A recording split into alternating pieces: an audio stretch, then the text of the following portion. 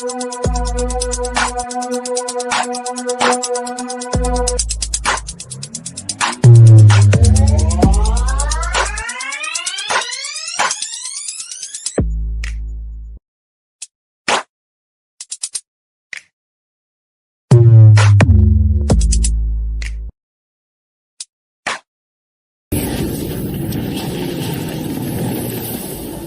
are listening to Peak One Sports. All right. What is up, everyone, and welcome to this week's episode of the Sports Page. I am Dan Boyer, aka Neon Super Shrimp. And once again, I think I'm flying solo this week. But we got plenty of stuff to talk about, I think. Should be a pretty good time, I think. Lots of baseball news, really, this week. Lots of stuff happening in the baseball world. What with the end of September being here and October playoff baseball getting ready to happen, and then NBA preseason getting ready to kick off in like another week or two. I think it's next Friday. NHL preseason already kicked off. I don't know if y'all saw that Stars buzzer beater, but man, I missed the game, but I definitely saw the highlight. And to kind of have that possession and play it and take that shot and everything, like, I mean, that's why you take those shots, but to beat it out by like, I think it's like 0.2 seconds, you can see the shot go in. It's really crazy, but really, really cool, really good game. Good time. So lots of sports coming up. I love like the kind of final few months of the year and everything. Really good time. But we'll get into some more of that. Also wearing my Harry Potter Gryffindor hoodie. Been playing some Quidditch on the old PlayStation. On PlayStation 5. It's a pretty good game. I enjoy it. Been switching between like that and really Red Dead Redemption and the college football 25 game. I can't really stay on one game right now. I just been kind of bouncing back and forth, but it's always fun. But before we get into some more of our topics and everything that I got written down here, let's shout out some of our friends and sponsors and partners. And we'll start off with Betalytics. Make sure you don't bet with your gut. The Betalytics dashboards allow you to quickly identify the top graded best bets and hottest trends. Betalytics uses AI machines to learn algorithms and create accurate game simulations, player prop projections, betting line evaluations, and best bet recommendations. Visit Betalytics.com and use promo code PEAK1 for 25% off when you sign up today. I swear, between me and the rest of the boys and everything, I swear we keep getting like just one or two legs away from getting a nice win. And I mean, I don't know about y'all, but I enjoy putting down like a $5-10 bet on a maybe a couple of I might end up spending like $20 or so overall, but I'll put together a few parlays, and I usually like to put one together that's got like maybe a noon game or two, then like a midday game or two, and then like the Sunday night game and the Monday night game.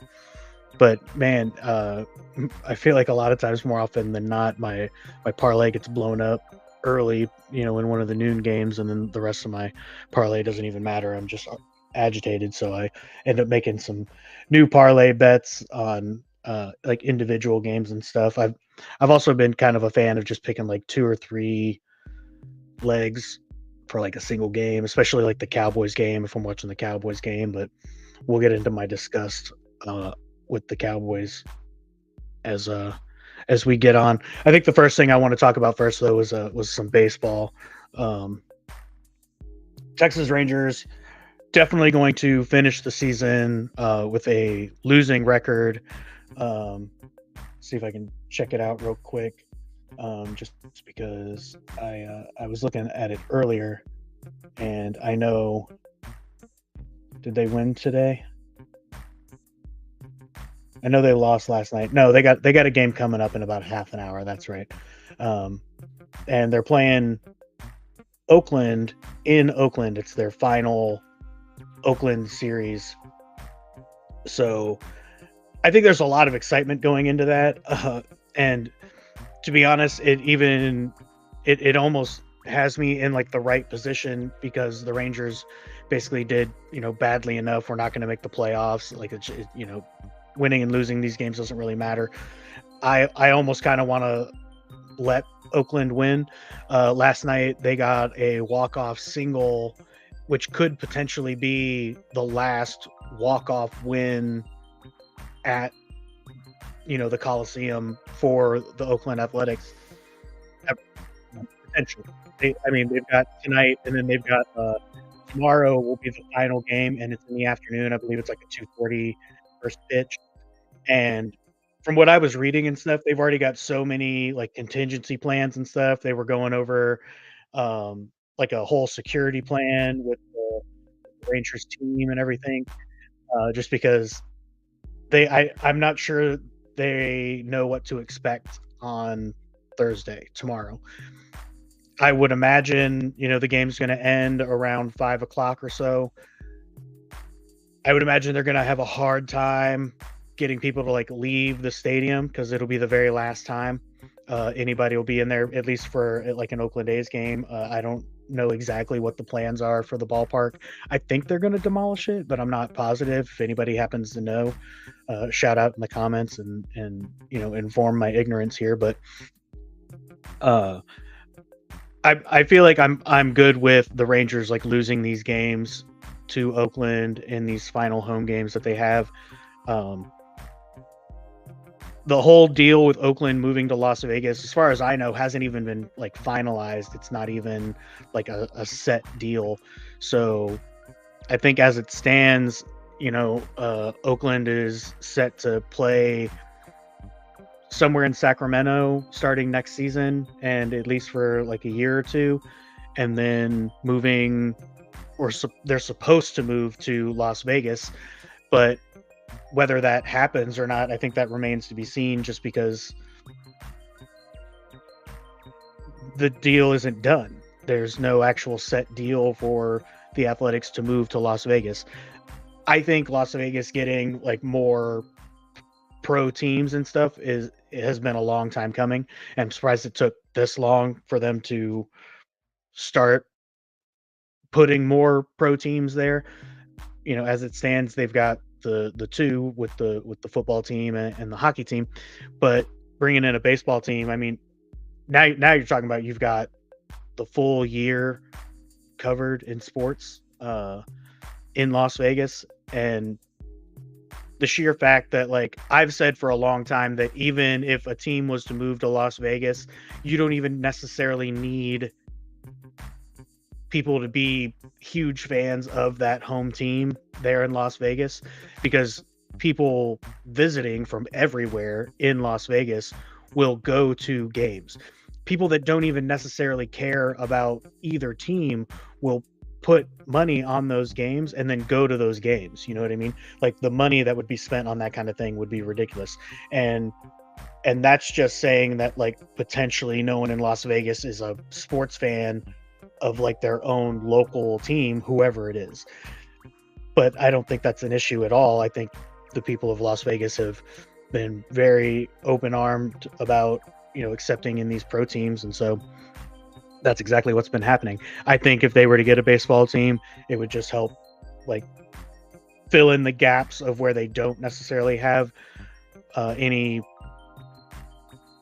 live sports in person at the time. But anyway, for lack of a better term, big clusterfuck happening with the Athletics. And I think it just speaks more to the insane ownership that's been happening there for, however long it's been now, 20 plus years or whatever. But we'll see what potentially happens with them.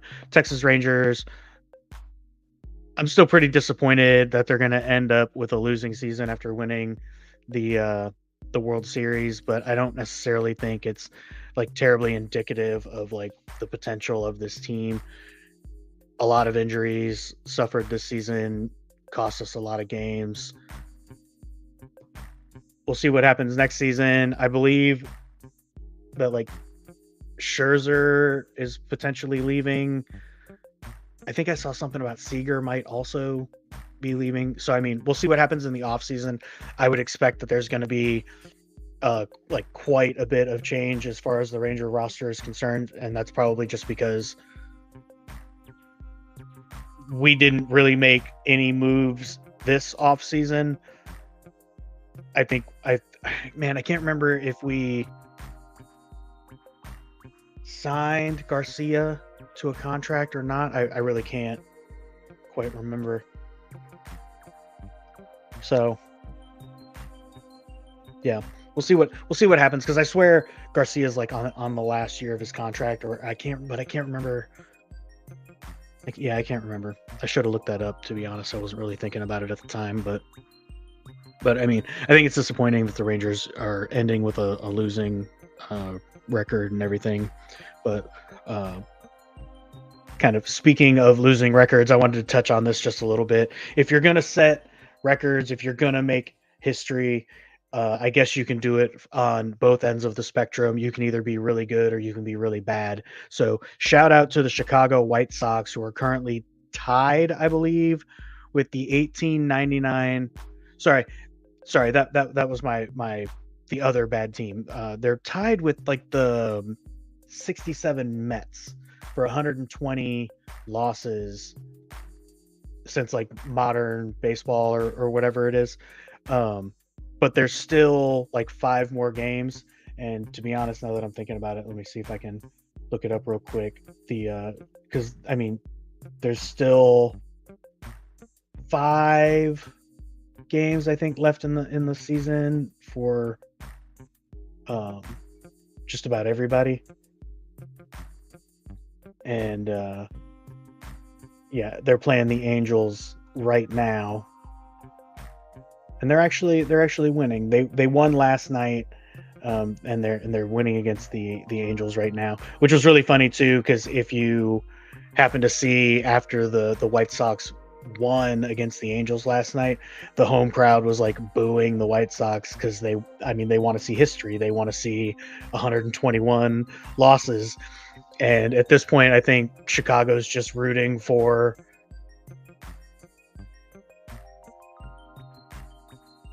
Ross said, I got you a replica ring at the game Sunday, bro. Are you going to the game on Sunday, or you just went to the game on Sunday?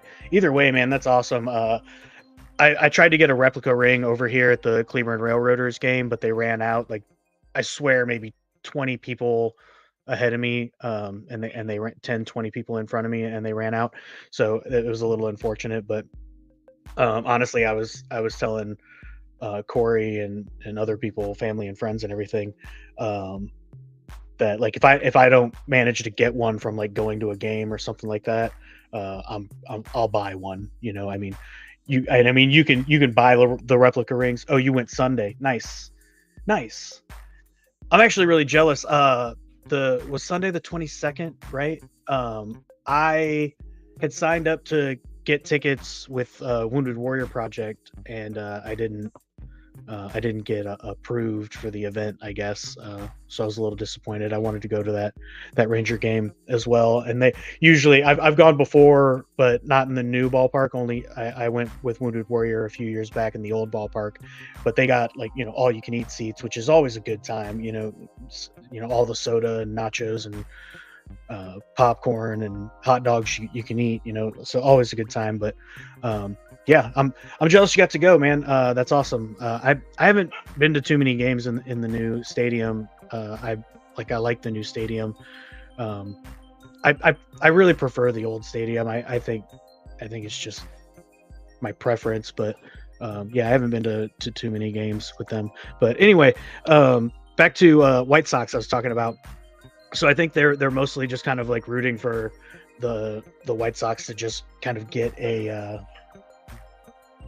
record-setting losing season. If you're going to make history, you might as well, do it. And do it to the max. But I thought this was interesting. I just happened to be reading an article where a guy was talking about not too far into the season, what he started doing was he started fading the White Sox in like every game. And throughout the season, he's had to bet like $200 or $300 to win $100 on a White Sox loss. But I guess throughout the season, he's managed to win like a couple grand or something, which I think is really kind of hilarious. Like, I feel like normally people aren't necessarily like finding teams that they're trying to like bet super hard against, and instead they're like picking teams that they think are going to win a lot, and they put their money on them to win, and then the White Sox end up having a season like this, and it gets crazy. Give me just a second. Let me go check on this dog.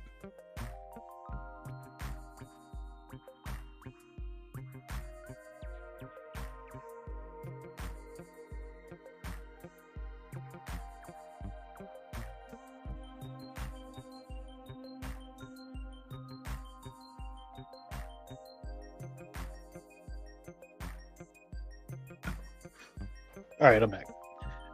But yeah, so I thought that was really kind of funny. Just the fact that like because I want to say the guy's like from Chicago, and he spent the season just betting against them, and managing to have a winning season of his own, winning a couple grand, I think is a pretty solid. I mean, honestly, if you're betting and you're winning money, you're winning. I remember playing craps at a table where I was winning a bunch, but instead of like letting my bets ride and winning like more money, the dealer at the table was telling me that like I was doing it wrong because I wasn't pressing my bets. And I was like, bro, I'm up a couple $100 here. Like I feel like I'm winning just fine. As long as my bankroll is up, I'm not losing. But yeah, the kind of final baseball thing that I was going to talk about before talking just a little bit about the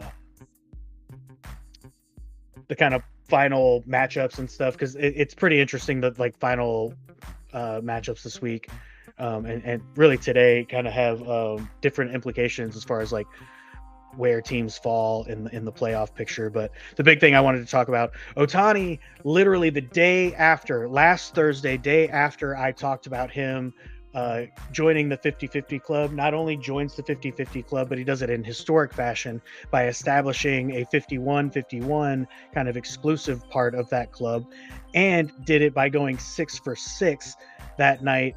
I want to say he hit like a couple of doubles, 3 home runs, 10 extra bases or 10 RBIs. I can't remember the stat line now off the top of my head. I should have wrote it down, but just like an insane way to set a record. Like, not only did you like set a record by like hitting the home runs and stealing the bases and everything, but you did it in a 3 home run game where you went 6 for 6 and still stole 2 bases.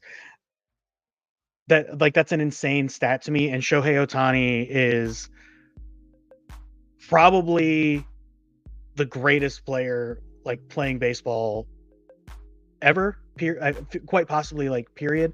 And I was having this conversation where I was basically talking about, the first people to do it are never necessarily like the best. There's obviously going to be people in that like first generation of players and things like that are good, but as the game like continues to like be played over time, and as it evolves, and people continue to like grow and evolve with the game, and then you also have kind of like prodigy style players that are able to start from like a younger age and are developed properly, where they're not overworked and everything, and then they end up becoming players like this. And I think this is just incredible to be able to see. And do you think that sorry, let me see. Do you think that the rule for checking the pictures has affected steals? I'm not sure what you're talking about there, Ross. The rule for checking for pictures has affected steals? That's supposed to be pitchers. And I mean, if we're talking about sign stealing, you know, I mean, even I feel like even if you are sign stealing, I mean, that number one, it's part of the game. If you happen to be a base runner and you're able to like recognize, signs that the catcher's throwing and things like that. But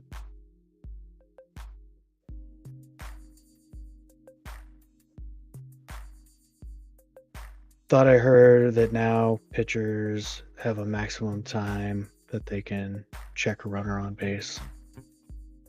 I don't know. I don't know anything about that, to be honest. I feel bad if that's really the case or something, but I don't think that's the case. And I don't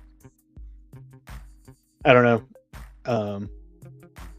But I mean, we're talking about a historic season from Shohei Ohtani, though, that's like literally it's never been done in baseball. You know what I mean?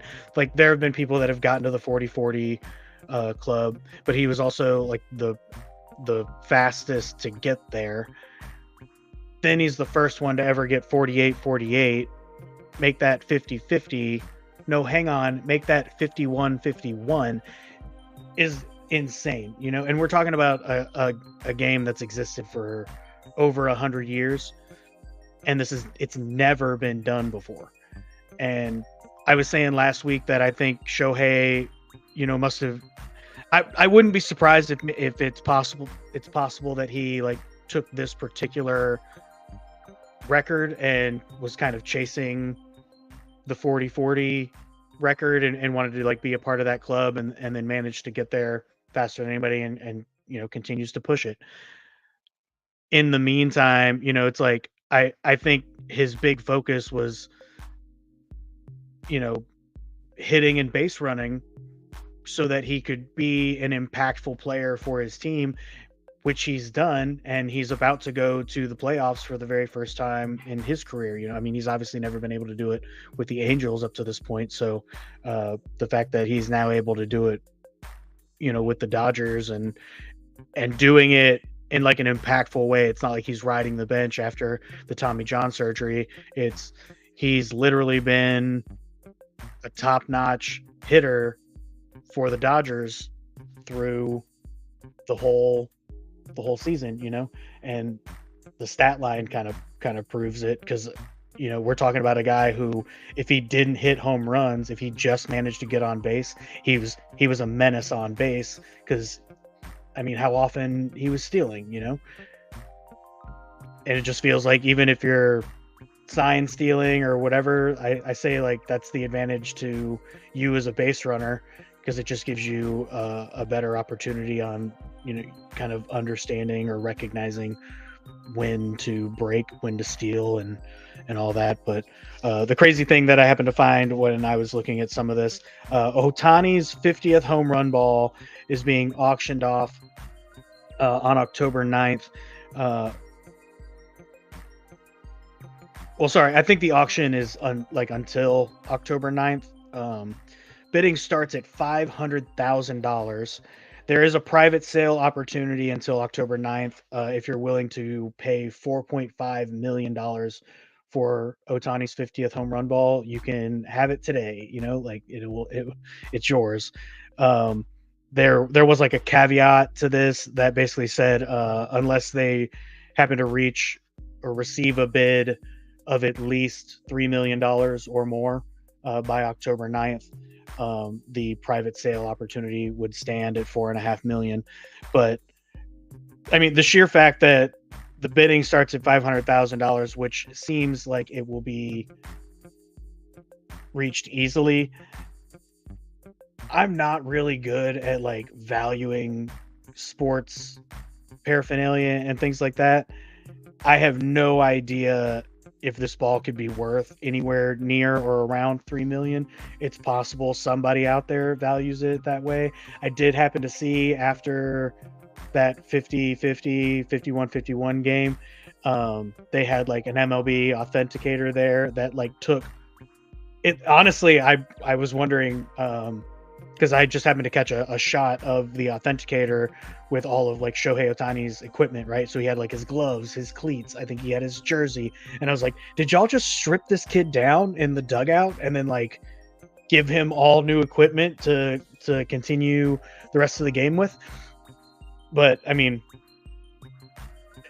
a pretty cool opportunity for that authenticator to get to, like, mark and authenticate, the cleats and the gloves, and I think he had like the bat and all that stuff. So whatever, but I'm not exactly sure what all they're doing with that. To be honest, I guess I'm also surprised that like the Dodgers didn't do something for whoever got the ball. I'm also, to be honest, I'm not actually sure. This could be, I don't think it's the Dodgers selling this ball or auctioning off this ball. It was like a private auction type thing. But I mean, it's an insane amount of money. I'm sure somebody will pay for it, and like art, it's one of those things that'll like appreciate in value over time as Shohei continues to, like, I'm sure, break more records and do more incredible things in baseball. He's going to be a ton of fun to watch, and I hope he continues to play for like another 5-10 years. It would be amazing. Oh my goodness. All right, well, I guess it's a good time to shout out like our next partner slash whatever Dubby here, like wet my whistle.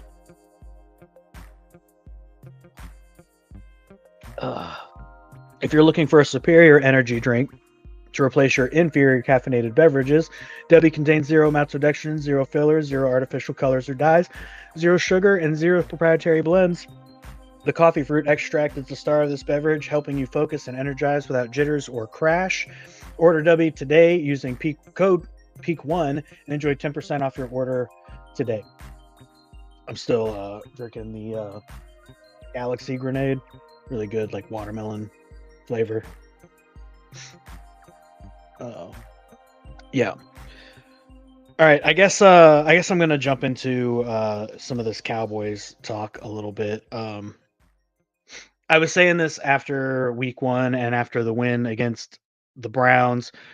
I was trying to tell everybody, just hang on, like, it's the Browns, and Deshaun Watson looked awful in that game.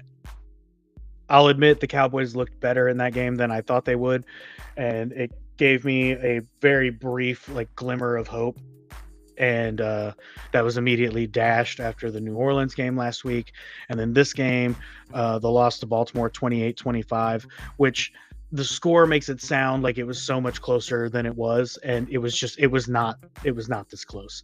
The Cowboys managed to bring it within 10, I think, and there was like 4 minutes left on that drive. They scored a touchdown, and now you're down by 3, and couldn't get a defensive stop. Honestly, it was probably even more of a defensive embarrassment in that game than it was necessarily an offensive embarrassment.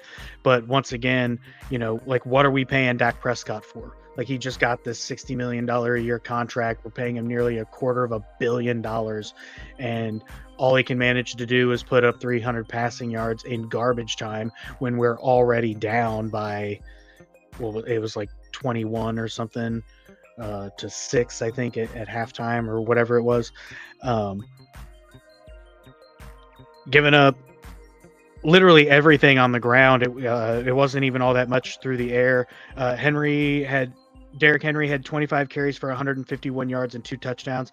Jackson had 14 carries of his own for 87 yards and a touchdown.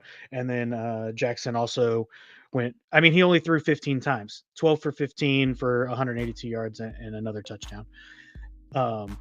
Yeah, I agree, Ross. One of the worst rushing offenses. It's been one of the things that, as much as like I love the Cowboys, I'm trying to root for them in fantasy football. If I have a running back that's going up against the Cowboys, I feel pretty confident he's going to get 80 to 100 yards and probably a touchdown. I usually don't have any issues playing a running back against the Dallas defense.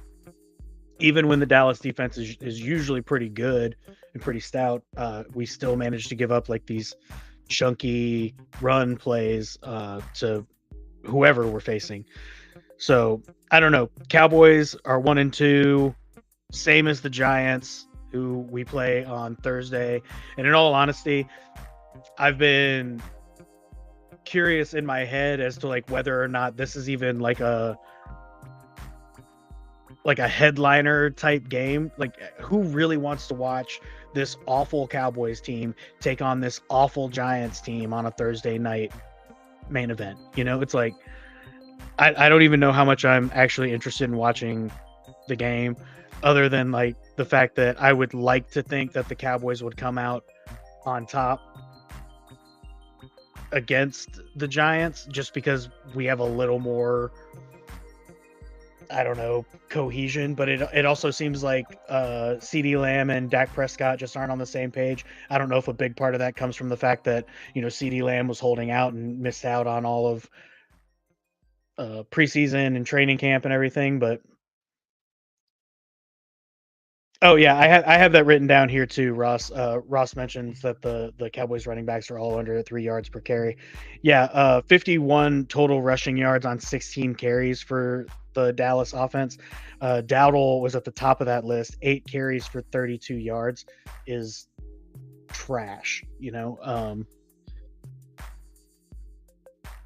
Yeah, so like we're like, and my biggest issue here is always like the same thing. I've said this for a long time. Ross and I have even talked about it before on Friday Night Football, and I feel like this comes up all the time, but it's like running the ball is the fundamental part of football. Running the ball opens up the pass, opens up play action, and from there you get your whole playbook. If you can't run the ball, you become pretty one-dimensional. And even if you have a guy that's as talented as Dak Prescott, you know, if like you think he's that guy, sending a guy like Tom Brady out to have to throw like, you know, 40 times in a game when you're down by multiple scores, I mean, it just makes you one-dimensional, and it means that you have to be perfect on offense, because it means that like your receivers have to get open, they have to catch the ball, you have to move the ball downfield that way, and that's a lot of pressure for an offense at any level. Really, it doesn't matter if we're talking about high school, college, or professional level. If you can't run the ball, it forces your passing offense to have to be perfect on every play. And, you know, 8 carries for 32 yards. I think Zeke had like 6 carries for like 16 or something like that, something stupid low.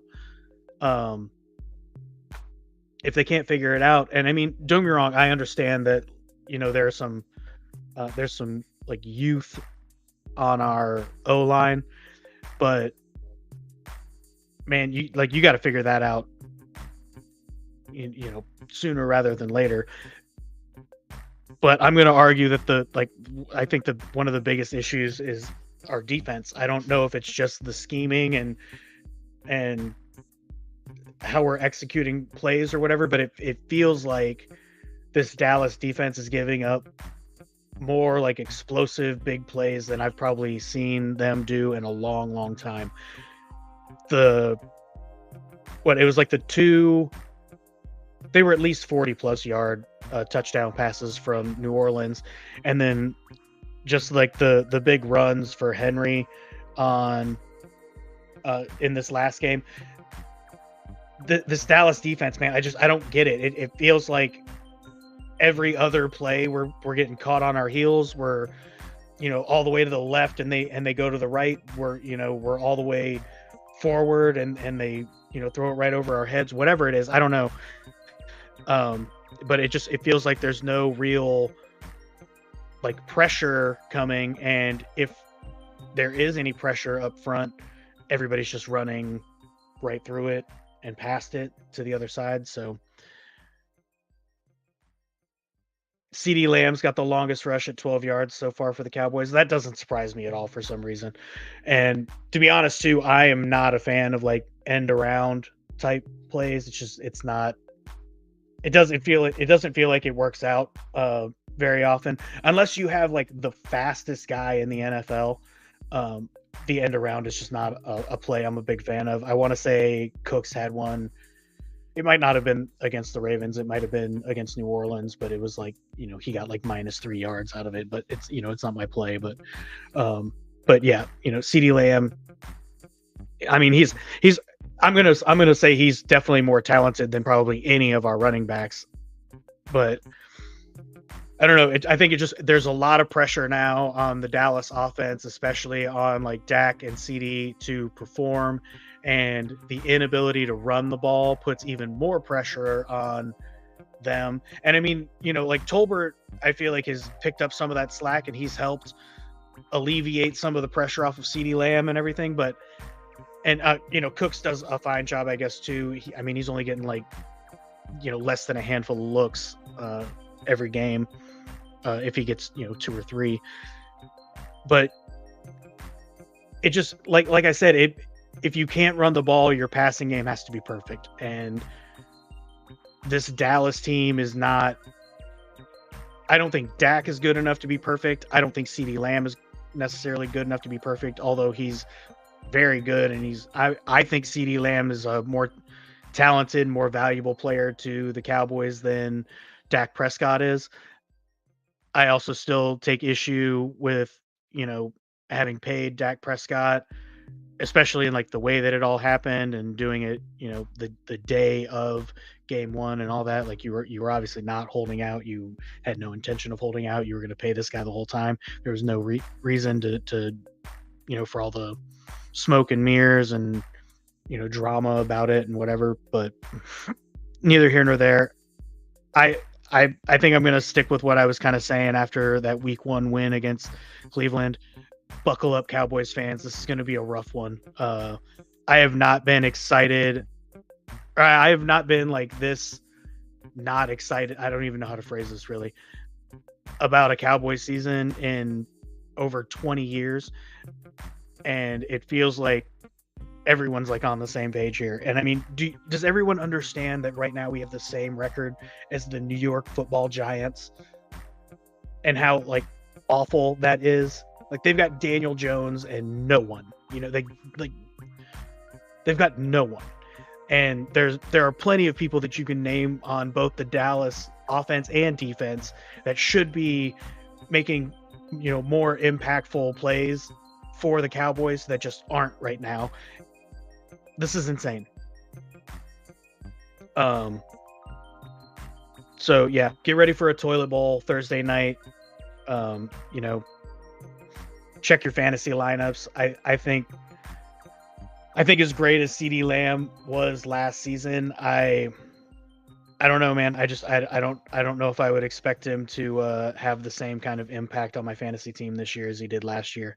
And probably vice versa for Dak Prescott, just because of how I expect this Cowboys season to go. Of course, I will say for Dak Prescott, as far as fantasy football is concerned, the man is fantastic when it comes to like garbage time and just racking up, extra yards and, maybe throwing like an extra touchdown in garbage time to,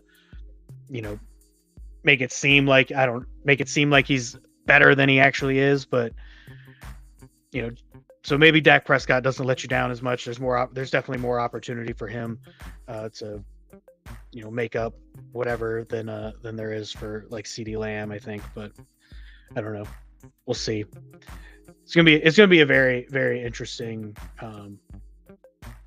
season, I guess. But just because I'm like just now thinking about it, let's maybe share the Peak One Fantasy League and see what's going on this week. I'm actually taking on Ross this week, my man. Roscoe, if you didn't see that or notice yet or already, you and I are taking each other on, which I'm not gonna lie, extra frustrating for me because I have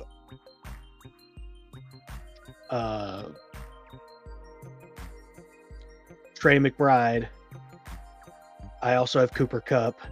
I also have Devontae Smith.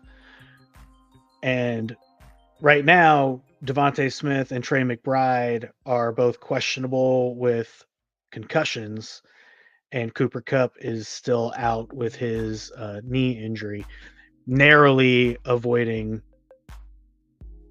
the IR. So And man, I'm not gonna lie. I mean, it's early in the season. Unfortunately, this is week 4 now, right? The fourth week. So I don't think Ross and I are gonna get a rematch in the regular season anyway until playoffs, provided we both make it. But I if I'm looking at everything properly, I think the top 6 make the playoffs. So as it stands right now, we would both make the playoffs. We're 5-6 right here. Ross edging me out 2-1. Ross, did you get the win last week? I think, right?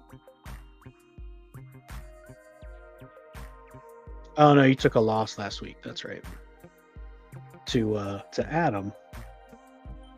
Took a loss to Adam. Just out of curiosity here, did you have some injuries and such?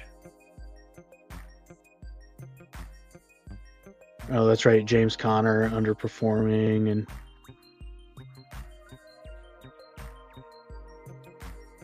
man, Raheed Shaheed going 0 for 5. I did not realize that one either.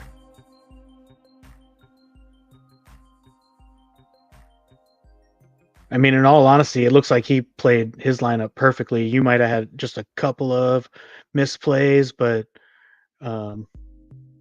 it's hard to say that that would have necessarily made the difference in your game. But me and you this week, buddy. I just lost to Ashton last week, and what was not really a very close game at all.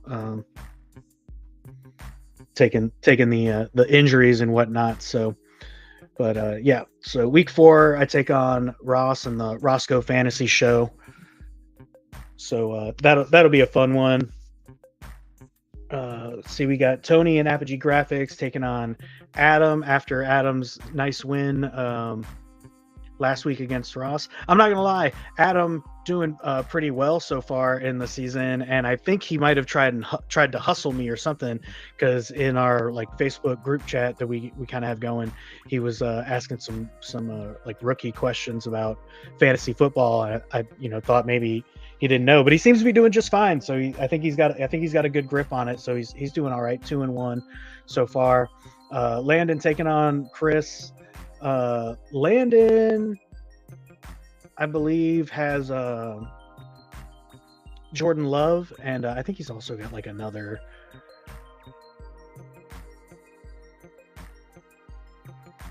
Pearsall. That's it. I thought he had another injury guy, but yeah, Landon's got a pretty good team. And to be honest, one thing that I absolutely love about this Peak 1 Championship League that we got going is it seems like so far, at least, every team is pretty close. They're pretty even.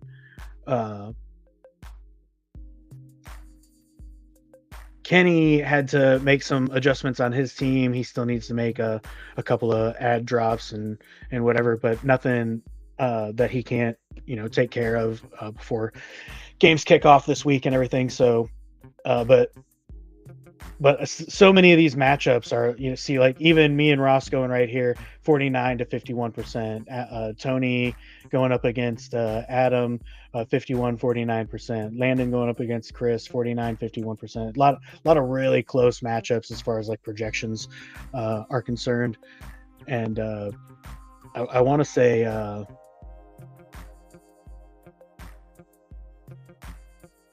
yeah, I've got the second most points against. Kenny, unfortunately, sitting down here in last place, has got the most points against, and then I actually have the most points for in points scored so far, but not really by all that much, because I'm only 10 points ahead of Landon and 20 points ahead of Butt Punch. So Cole actually has a surprisingly good team, because I definitely remember finishing the draft with him. With everybody, and kind of wondering what some of his decisions were exactly, but it went pretty well. But yeah, I'll keep y'all plugged in on this one. We're having a lot of fun with it. Definitely have like a really gaudy last place necklace for our last place loser to do some streams with, and I think we're working on a trophy or something for first place. I think a trophy would be really cool. I'm also down for a belt. I might have to get a ring if I win. I might have to get myself a ring. But yeah, we'll stay plugged into this. We'll keep watching what some people do. Y'all can even judge me a little bit here if you see over to the side. I'm the only one that's actually made any moves so far, and I usually stay up late on Tuesday nights.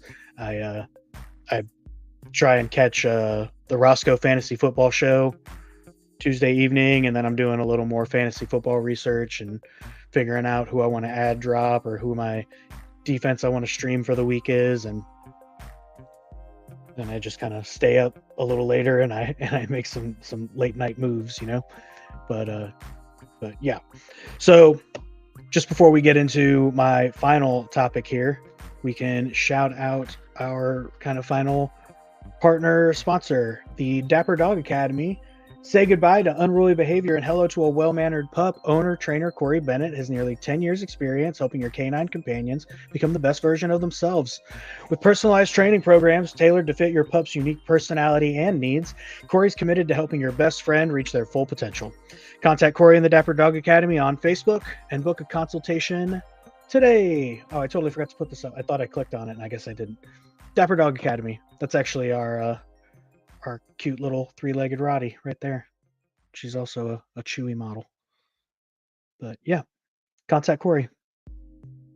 Train your puppers. Make everybody happy. All right, so my final kind of topic here, I'm just going to touch on some of the college football coming up. Well, a couple of the games I wanted to talk about just a little bit. The Tennessee game against Oklahoma, crazy good game, and for Tennessee to go into Oklahoma is a bit of a matchup anyway, just because going into Oklahoma, going into Norman. They've got a great home crowd. They've got a great home field advantage there in Oklahoma. So for Tennessee to go in there and win, but I'm not gonna lie to you, this doesn't necessarily surprise me at all. And my buddy, I can't remember if it was his comment or if he shared somebody. I think now that I'm thinking about it, I think somebody shared on X or whatever it was that the only reason OU ended up in the SEC was because it was kind of a buy one get one deal with Texas, and in order for Texas to go to the SEC, OU had to come with them. I don't know if that's true, but it feels like it should be, just because I don't personally think that Oklahoma is good enough to really compete regularly with an SEC conference. I think Texas definitely can. I mean, they've got some of the best recruiting in the country to their school. Oklahoma in the SEC, I don't know, man. It feels like a joke. It feels like a bad joke. And some of these things just, I don't know, it makes me laugh a little bit, just because as much as I hate Oklahoma, as much as I hate the Sooners, go Frogs, hook 'em horns, Texas through and through.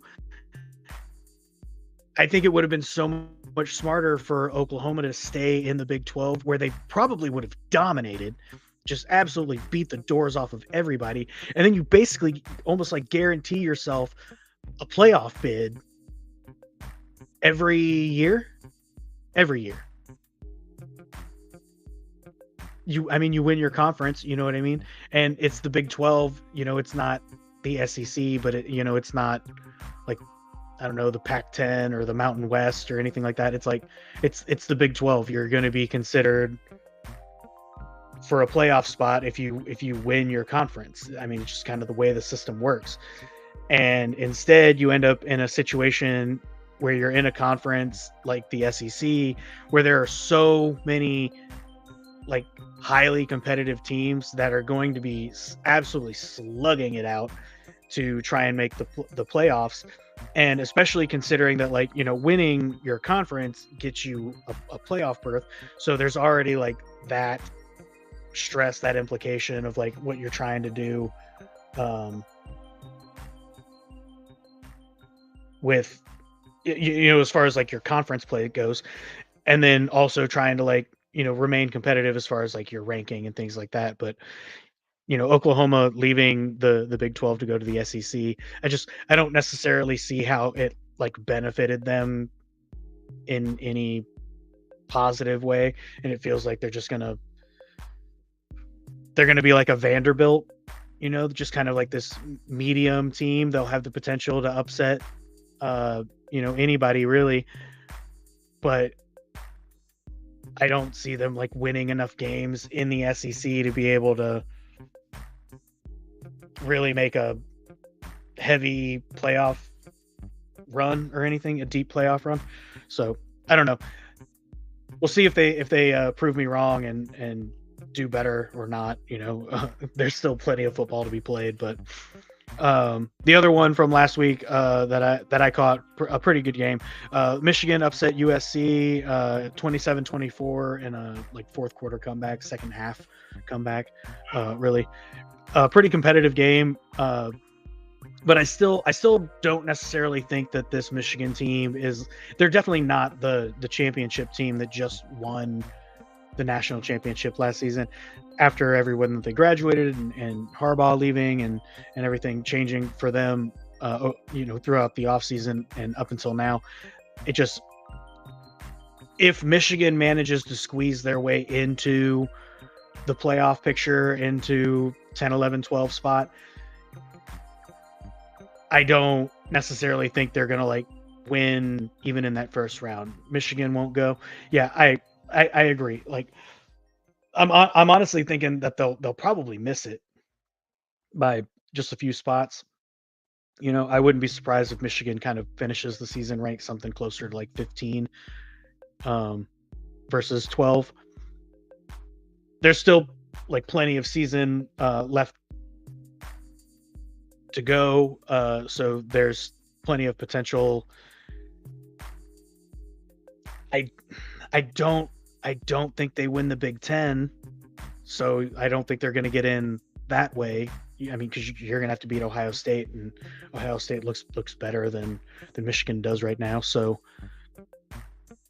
you know, now it's literally just kind of like up to your record, more or less. And I mean, good. I mean, it was a good comeback by Michigan against USC, but it wasn't exactly like a dominating performance that screams, you know, playoff potential or anything like that. But anyway, those were like the two main games that I kind of remember watching from Saturday that were probably the most or the more entertaining ones. But now that we're kind of through the first 3 weeks of college football, we start to get like a lot better games and matchups and stuff, more ranked matchups, more conference play and things like that. The big one being Saturday night, I believe it's 6:30. Number 1 Georgia at number 4 Alabama. That one's going to be a crazy good game. I'm rooting for Georgia. I feel like I've been over the Alabama hype for a long time, but you know, I know my buddy Johnny is definitely rooting for his Bama Tide to upset Georgia. To be completely honest, I don't think I'll be upset with this game, regardless of what the outcome is, just because I'm a little bit over the Georgia hype as far as this is actually number 2 Georgia, because the Longhorns are number 1, but number 2 Georgia against number 4 Alabama. I'm really kind of fine with either one of these teams losing. If it's a close game, I don't even necessarily think that these teams drop very much in the rankings. I wouldn't even necessarily be surprised if they didn't necessarily switch much at all. Maybe they alternate. Like if Bama manages to beat Georgia in a really close game, maybe Bama becomes number 2 and Georgia becomes number 4. But so far, that's kind of the biggest matchup we're gonna have to go on Saturday. Great SEC matchup. I love the rivalry too.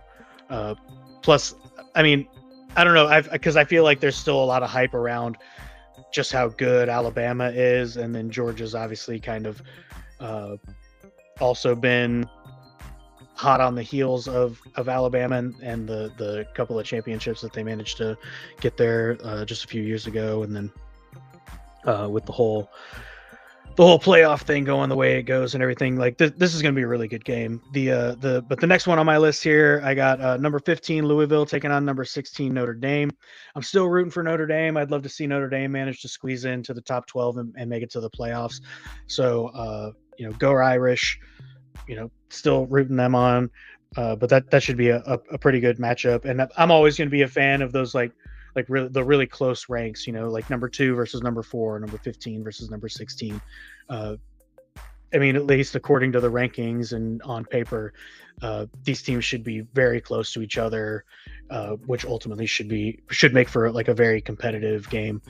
Other matchup, or the other or only other like ranked matchup that I happen to notice, Illinois number 19 at number 9 Penn State. That'll be a good one. I always enjoy watching Penn State play at home, and the ranked matchup here helps put a little more emphasis on the stakes of the game. So that'll be a good one to check out. Shout out to I did have one more. This just happens to be a Big 12 matchup, but number 20 Oklahoma State at number 23 Kansas State. That'll be a good one. Big 12 matchup. But the other two games I kind of wanted to shout out. Number 1, Longhorns versus Mississippi State, SEC matchup. I feel like Mississippi State is definitely one of those schools that you got to watch out for. They can definitely upset somebody if you aren't paying attention or if you don't go in prepared. But this should absolutely be just another walk in the park for the Longhorns. I'm not positive that Quinn Ewers is coming back this week or not. I think he is, but I wouldn't be surprised if they were necessarily like trying to give him just a little more time off, depending on like the severity of his injury, which I haven't actually heard or seen anything on. So I wouldn't be surprised if he's actually coming back this week, but just kind of depending on what's going on there. Arch Manning had a really good game. I think he threw one interception, but it was like immediately after that interception, he threw like a 70-yard bomb.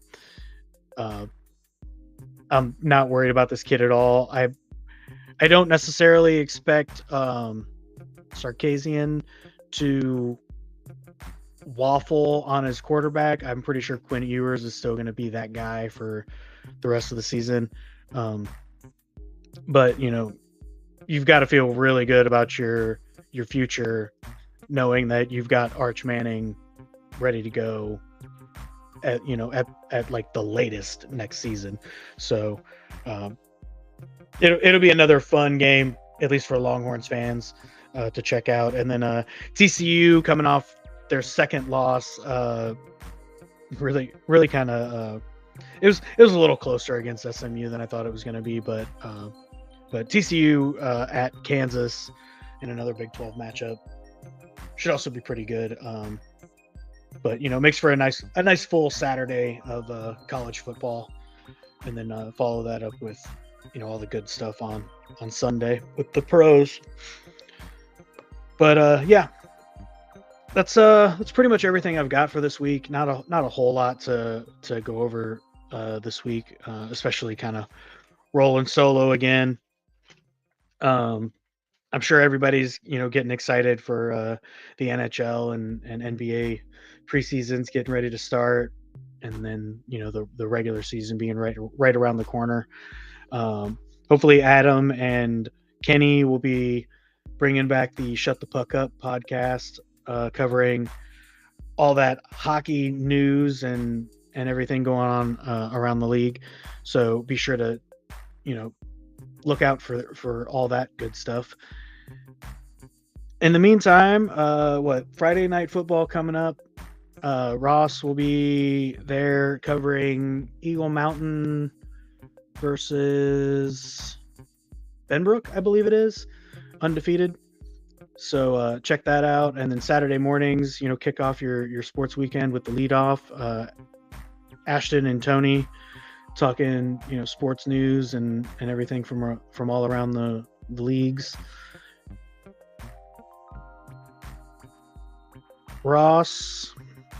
The Roscoe Sports Fantasy Show on Tuesday nights. I was trying to think of if there was another show between Saturday and Tuesday, but I don't actually think there is. But we got the Roscoe Fantasy Show on Tuesday nights. Check that out.